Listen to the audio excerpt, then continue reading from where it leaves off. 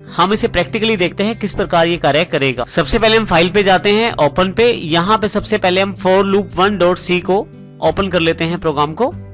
हमारे पास ये देखिए हमारे पास प्रोग्राम अवेलेबल हो गया है। अब हम पहले इसको रन करके देखते हैं कंट्रोल F9 से। जैसे ही रन करते हैं देखें आपके पास हेलो फ्रेंड्स प्रिंट आउट हो जाता है और ये 50 बार प्रिंट किया गया है। मैं एंटर करके वापस आ जाता हूं। यहाँ सबसे इंपॉर्टेंट बात ये ध्यान देने की है कि यहाँ मैंने कोई ब्लॉक नहीं बनाया क्योंकि मेरे पास केवल एक ही स्टेटमेंट थी, परंतु यदि एक से ज्यादा स्टेटमेंट्स मेरे पास अवेलेबल हो तो यहाँ मैं ब्लॉक्स का प्रयोग करूंगा। लूप को प्रयोग करने का सबसे बड़ा बेनिफिट हमारे पास ये है कि मान लीजिए हमें ये आउटपुट ज्यादा नंबर ऑफ टाइम्स के लिए चाहिए तो हमें सिर्फ कंडीशन को चेंज करना है। देखिए यहाँ पे यदि मुझे ये स्टेटमेंट 150 बार चाहिए तो सिर्फ एक आगे लगाना है यहाँ पे, और अब की बार ये स्टेटमेंट मेरे पास 150 बार एग्जीक्यूट होगी। और यदि मैं इस स्टेटमेंट को 500 बार प्रिंट करवाना चाहता हूं तो कुछ इस प्रकार से मैं 500 बार भी इसे प्रिंट करवा सकता हूं। तो ये सबसे बड़ा फायदा रहता है लूप्स का, जिसके साथ हम आसानी से जो कार्य करना है उसको नंबर ऑफ टाइम्स तय कर सकते हैं कि कितनी बार वो कार्य करे। अब हम यहाँ पे एक एग्जाम्पल का और अध्ययन करते हैं जो है for loop 2.c। यहाँ पे यदि आप ध्यान से देखें तो हमारे पास फिर से वही दो हेडर फाइल्स इंक्लूड की गई, void main ब्लॉक को शुरू किया गया। यहाँ हमने एक वेरिएबल लिया है इंटीजर c, उसके पश्चात क्लियर स्क्रीन, फिर for लूप में उस वेरिएबल का प्रयोग किया है इनिशियलाइजेशन के लिए जिसमें 1 है। c की कंडीशन हमने स्पेसिफाई की है 10 तक, अर्थात जब तक c छोटा है या 10 के बराबर नहीं हो जाता तब तक ये लूप चले और एक एक जोड़कर चले। हम यहाँ पे इस काउंटर को प्रिंट करवाना चाहते हैं तो देखिए मैंने यहाँ पे काउंटर इज %d अर्थात प्लेस होल्डर सेट कर दिया है और उसके साथ c को रिलेट कर दिया है और गेट ch। अब मैं इसको प्रयोग करके देखता हूं कि किस प्रकार for loop 2 हमारे लिए काउंटर की प्रिंटिंग करेगा। हमारे पास for loop 2.c पहले से ही फाइल ओपन है। यदि आप देखें तो बिल्कुल सेम कोडिंग है। यहाँ पे देखिए मेरे पास यहाँ पे ये सेक्शन मेरे लिए मेन है जिसमें मैंने जो काउंटर प्रयोग किया है उसको साथ ही प्रिंट भी करवाना चाहता हूं। अब कंट्रोल F9 के साथ इस प्रोग्राम को रन करता हूं मैं। यहाँ पे आप देखिए यहाँ पे काउंटर को प्रिंट किया गया है 1 से लेकर 10 तक। मैं एंटर कर देता हूं। इसी कार्य को यहाँ मैं 100 बार प्रिंट करवाना चाहता हूं तो मैं 100 कर देता हूं। यहाँ पे कंट्रोल F9 देखिए 100 तक इस कार्य को किया गया है। फाइनली इसी कार्य को फिर से 1000 बार करना चाहता हूं तो कंट्रोल F9, तो आप देखेंगे 1000 बार इस कार्य को कर दिया गया है। इसका अर्थ ये हुआ कि आप आसानी से काउंटर के द्वारा अपनी कंडीशंस को चेंज कर सकते हैं। आप अपनी रिक्वायरमेंट के अकॉर्डिंग नंबर ऑफ टाइम्स उस स्टेटमेंट का एग्जीक्यूशन सेट कर सकते हैं।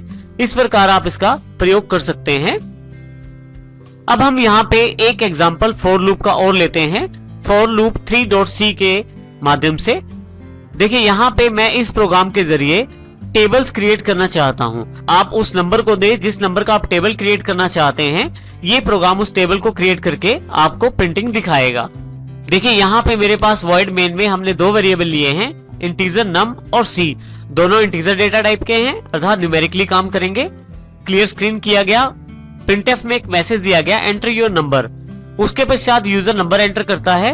जो भी नंबर यहाँ एंटर किया जाएगा उसी के आधार पे टेबल बनाया जाएगा।